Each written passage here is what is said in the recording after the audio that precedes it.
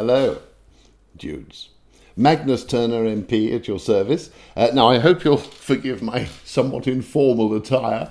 Once again, my wife and I are just about to go away on holiday for a month or two, but I did want to have a quick chat with you just before we go, not least because these Magnus Moments videos don't appear to have been circulated quite as regularly as I had originally intended, and I make no apology for that. I've been very busy. I've been all over the country addressing large groups of ordinary, hard-working people just like you, and if I may say so, I've been finding you a little tetchy.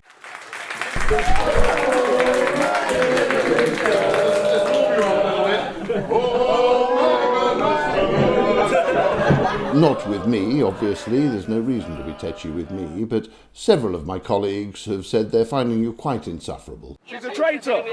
You are a disgrace. The way that you treat Jacob Rees-Mogg is an utter disgrace. There's just no getting through to you when you're like that, so I haven't bothered. However, earlier this week, I received a Facebook communication from one of my more regular correspondents. I suppose after all these years, I might even refer to him as Mr. Marshall of Maidstone. And he says, Dear Magnus Turner MP, which is, of course, the correct form of address when contacting me. So thank you, Mr. Marshall, for studying the short style guide I published the other week. Dear Magnus Turner MP, he says, like so many in this country, I am still in shock at having a minor TV celebrity as our new PM. Well, let me stop you there. Our new Prime Minister is not a minor TV celebrity. That man has brought laughter to the homes of millions all around the world. I know people in other countries who only have to hear his name to start laughing, sometimes only the name of his country. So let's have no more of that. He continues, I implore you to speak to the nation via one of your radiophonic broadcasts. We need some calming words. Please speak to us soon. Well, you know, I think my friend here, Mr. whatever, he speaks for many people, ordinary, hard-working people who do the right thing up and down this country. And I thank you for your message, Mr. And I think you must have worked very hard on it. And well done. Well done. I think the good news here is you've got completely the wrong end of the stick, you know. You really have. Look, I simply say to you, this is no time for sound bites, but I do feel the hand of history slapping the backs of our legs. In a good way. This country has had the backs of its legs slapped many times before. It didn't do us any harm then. It won't do us any harm now. I have many friends who worked on Team Johnson during the campaign, and I actually was fortunate enough to go to one of their victory celebrations when I found out where it was being held. And it was wonderful, you know, to see the high spirits of these victorious tribal warriors with their water polo smiles. And that positivity, you know, is positively infectious. It really is. You mark my words now, I think we will all be feeling it, or something equally profound, certainly by the end of October. And even now, you know, anyone who isn't feeling more optimistic as a result of the last week or so, well, they must be enemies of the state. This is a new time. Gone is the doom and gloom of recent years. Which reminds me, I must pay tribute to our previous Premier, Mrs. May, who I'm sure we can all agree did an unprecedented job as Prime Minister. Absolutely unprecedented. Utterly worthless now, of course, but unprecedented nonetheless. I firmly believe when the history books are written, she will come to be seen as one of this country's Prime Ministers, with a legacy. And if it's unprecedented Prime Ministers you want, you're in the right country now.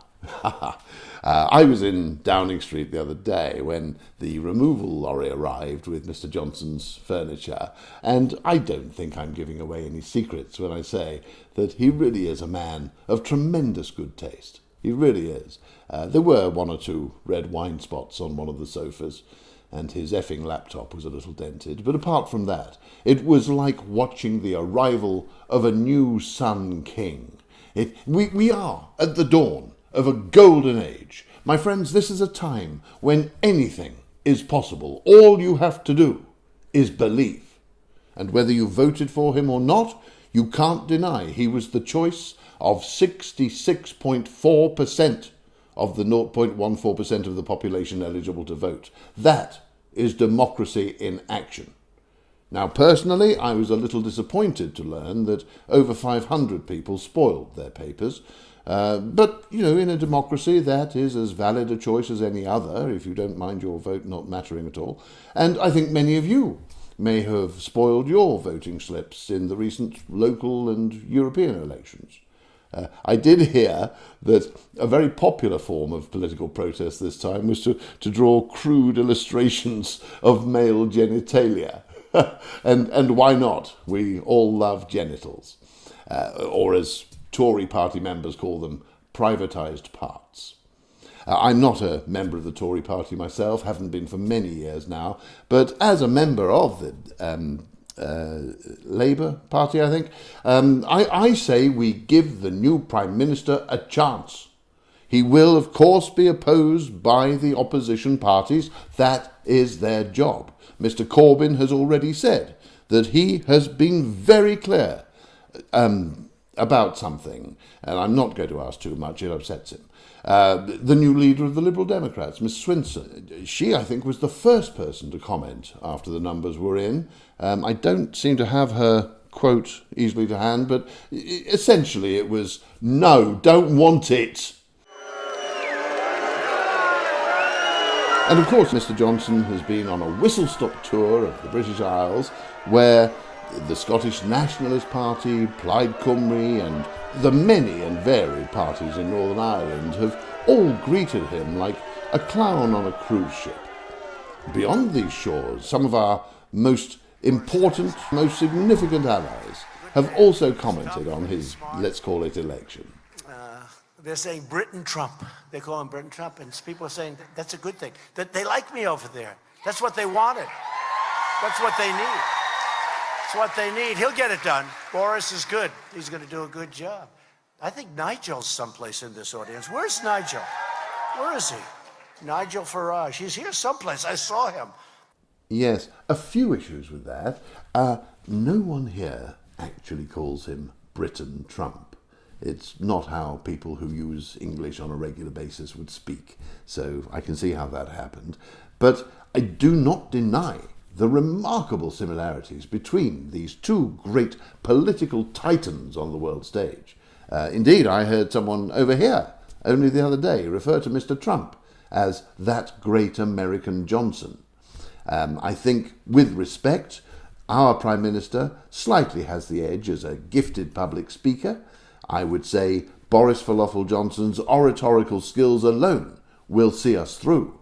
If you think of the eloquence, the flourishes, the sheer reliance on call and response. Well, I look at you this morning and I ask myself, do you look daunted? Do you feel daunted? I don't think you look remotely daunted. To me.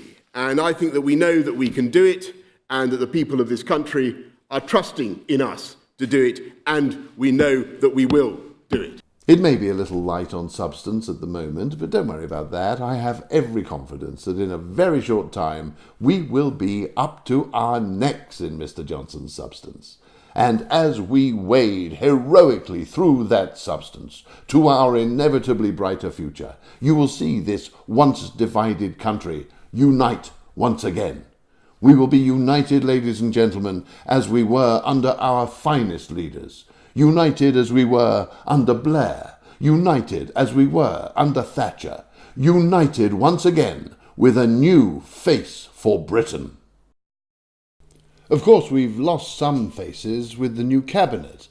Some people resigned before Mr. Johnson was even in post, but others didn't know they were going. Poor old Mr. Grayling thought he was just popping out for £1 million worth of biscuits. But I was very pleased for Priti Patel, who has finally been able to shrug off those terrible, hurtful, unfounded allegations that she'd been in some way treasonous to her country. She's now the Home Secretary. As Education Secretary, I think Gavin Williamson will be in a perfect position to prove, once and for all, that he did not leak state secrets when he was in charge of defence the other day. I think the Foreign Secretary, Dominic Raab, I think that's an inspired choice, if I may say so. I think he was the first Brexit Secretary to actually discover that Dover is not in the Midlands. And obviously we must note on this historic occasion the appointment of the first British Muslim Chancellor of the Exchequer, Sajid Javid. Now his father, interestingly enough, he used to drive buses. Now, I don't know why people make such a fuss about that. My father drove buses, so I don't go on about it. He had a small collection, sold them quite profitably, actually. But it was the origin of my own lifelong hobby. Just been working on it this morning, actually.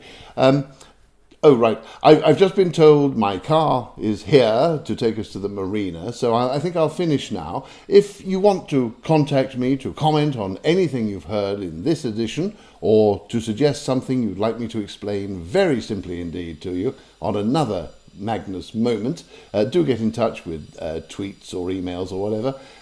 Have a wonderful holiday. Cheerio.